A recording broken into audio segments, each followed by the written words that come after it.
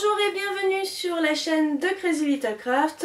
On se retrouve pour une nouvelle vidéo en création et aujourd'hui je vous propose de réaliser cette petite carte. Pour réaliser cette carte, nous allons utiliser les deux dernières nouveautés de Crazy Little Craft, la planche de tampon Salutations et la planche de tampon Courrier Surprise. Je commence tout de suite en préparant la base de carte. Ici, j'ai choisi un cardstock vert prairie à partir d'un format américain coupé au milieu dans le sens de la hauteur, puis plié en deux. Je prends ensuite un cardstock blanc qui aura la particularité d'être adapté à la colorisation au feutre à alcool. Ici, j'ai pris un papier Nina Solar White, mais vous pouvez tout aussi bien prendre du Bristol. Ce papier blanc doit être au moins aussi large que ma base de carte. Je souhaite couper ce papier en biais pour trouver un bon équilibre entre le papier blanc et la base de carte. Je m'aide de cette dernière pour prendre des repères au crayon. Je sélectionne ensuite un die de découpe bordure que je fixe temporairement à mon papier avec un adhésif doux. Je place l'ensemble entre les plaques de ma Big Shot et je mouline pour créer la découpe. Je vais faire la même chose dans du papier noir maintenant. Je positionne le die en biais également, en m'assurant qu'il recouvre une large zone. Je n'ai pas besoin d'être plus précise car il s'agit simplement d'un papier de matage. Revenons à la base de carte. Je m'aide de mon devant de carte blanc pour repérer les zones de ma base qui seront visibles dans la composition. Je mets deux petits repères et je trace un trait au crayon avec un petit peu de marge par rapport à la limite réelle. Je prends maintenant la planche de tampon Salutations et je récupère le tampon avec les deux X au-dessus. J'attrape de l'encre vers sa marque et avant de tamponner, j'applique mon coussin d'embossage. Je tamponne ce motif à répétition, en biais, mais dans un sens différent de ma découpe, ce qui va créer une dynamique dans ma carte. Je recouvre donc toute la surface qui restera visible de cette façon en essayant de placer mes motifs en décalage d'une ligne à l'autre. Une fois fini, je viens appliquer ma poudre d'embossage que j'ai pris transparente pour cette carte. Il y a des poudres que l'on utilise beaucoup plus que d'autres. Il est assez pratique de les conserver dans une boîte afin de récupérer plus facilement les excédents qui tombent. Les boîtes restant tout de même assez encombrantes, je n'utilise pas cette astuce pour toutes mes poudres. Une fois la poudre bien appliquée, il suffit de venir chauffer pour la faire fondre. Avec la poudre transparente, j'obtiens du coup un motif ton sur ton, mais légèrement plus foncé, qui va briller à la lumière. On laisse de côté maintenant la base de carte et on vient s'occuper maintenant du devant. J'attrape la planche de tampon Courrier Surprise et je prends dessus la petite fouine qui se tient debout. Et je la tamponne avec de l'encre Memento, qui, je vous le rappelle, est parfaite pour la colorisation au feutre à alcool. Toujours avec la même planche de tampon, je vais tamponner deux petites enveloppes, l'une sur l'autre, en m'aidant des masques fournis dans la planche.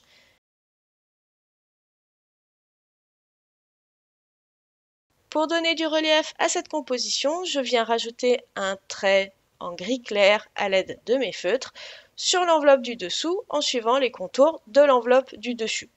Pas besoin de plus. Passons à la petite fouine. Pour la mettre en couleur, je choisis la gamme des gris chauds dans des teintes assez légères. J'ai envie d'une petite fouine au pelage presque blanc.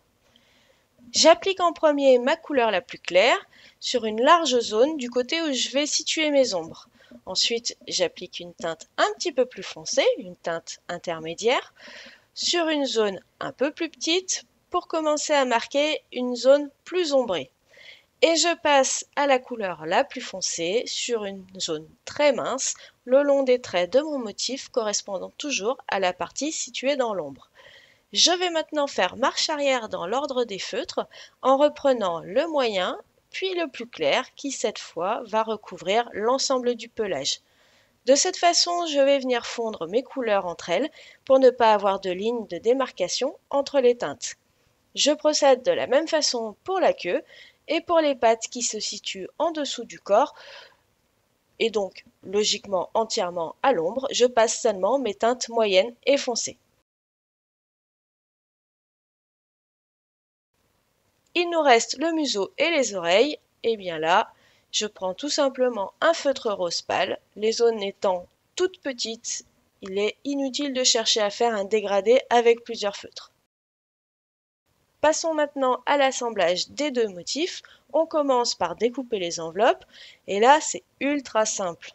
Ce sont juste deux rectangles. Coup de ciseau et c'est fini. On n'oublie pas de passer un coup de feutre noir sur les tranches pour avoir une jolie finition.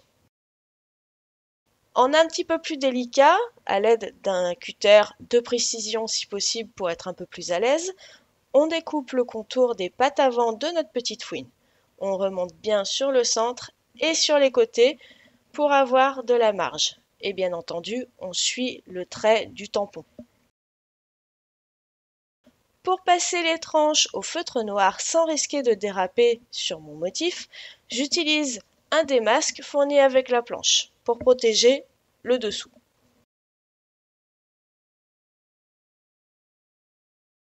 On retourne maintenant notre papier et on dépose 2 mini-gouttes de colle derrière les pattes. On repasse sur la face avant et il ne reste plus qu'à insérer nos deux petites enveloppes sous les pattes de notre petite fouine. Pour terminer la mise en scène de cette petite bête, on va lui créer un sol. Il faut bien qu'elle repose sur quelque chose. Pour ça, je reprends mon feutre Memento qui me sert à faire les tranches et cette fois je prends la pointe fine pour créer une démarcation. Et ensuite, je viens créer un sol à l'aide des feutres à alcool, cette fois en utilisant des teintes de gris froid. Et on n'oublie pas les ombres. Passons maintenant au message. Je prends ma presse de précision, Misty, je positionne mon sentiment et je le récupère avec la plaque plexi. J'utilise également une encre Versafine noire Onyx Black pour vraiment mettre toutes les chances de mon côté dès le premier tamponnage. Je vous avais parlé d'un matage en début de vidéo. Eh bien, il est temps de le mettre en place. J'applique de la colle à l'arrière de ma découpe de papier blanc, le long de ma bordure, et je viens coller sur la découpe de papier noir en faisant correspondre les motifs de la bordure avec un léger décalage de 1 ou 2 mm. Et on retire l'excédent de chaque côté, bien évidemment. Je récupère ce qui me reste du papier noir et je vais venir y tamponner à la Versamark la suite de mon sentiment que je prends cette fois sur la planche de tampon courrier surprise. Pour tamponner bien droit, je vais simplement m'aider du bord coupé du papier. J'utilise cette fois de la poudre blanche et pour ne rien gâcher, je place une feuille en dessous, ce qui me permettra de récupérer l'excédent. La suite, vous la connaissez, on chauffe la poudre pour la faire fondre. Pour que ce message soit joli, je viens couper en dessous de mon texte pour créer un bandeau très fin. J'applique de la colle à l'arrière et je viens le fixer en dessous du premier message « Coucou » en essayant d'être bien centré et en plaçant une des parties du bandeau qui dépasse sous les enveloppes. Un petit détail qui fait toute la différence, je place un petit bout de mousse sous les enveloppes pour ajouter une petite touche de volume à cet endroit. On passe enfin à l'assemblage de la carte et on termine par une pointe de déco. En premier, je mets quelques points de Crystal Drop Jewels qui ont la particularité d'être translucides, ce qui donne un aspect plus aéré, plus léger à la déco. Et la deuxième et dernière pointe de déco, ce sera de mettre des paillettes sur les enveloppes. Et cette fois, je teste un nouveau pinceau brush paillettes de la marque Nouveau. Et bien voilà, cette carte est maintenant terminée. On a fait quelque chose d'assez différent puisqu'on a traité tous les tamponnages en noir, blanc ou transparent à l'aide des techniques d'embossage et de l'encre classique. Malgré ça, notre carte est très colorée parce qu'on a utilisé une base de carte avec une couleur vive qui est bien présente dans la composition puisqu'on en voit une bonne partie. Vous pouvez décliner cette carte à l'infini en changeant de couleur et vous aurez toujours un super résultat. Vous trouverez les liens du matériel Crazy Little Craft qu'on a utilisé dans la barre d'infos juste en dessous de cette vidéo. Vous pouvez laisser un petit pouce en l'air avec ou sans commentaire, ça fait super plaisir, ça aide à afficher la chaîne et puis bien entendu ça me montre que vous avez apprécié ou non la vidéo. J'attends avec impatience de voir vos premières créations avec les nouveautés Crazy Little Craft. N'oubliez pas de partager autour de vous, sur vos réseaux et bien entendu aussi sur 100% Crazy. Je vous envoie plein de bises et on se dit à très bientôt. Bye!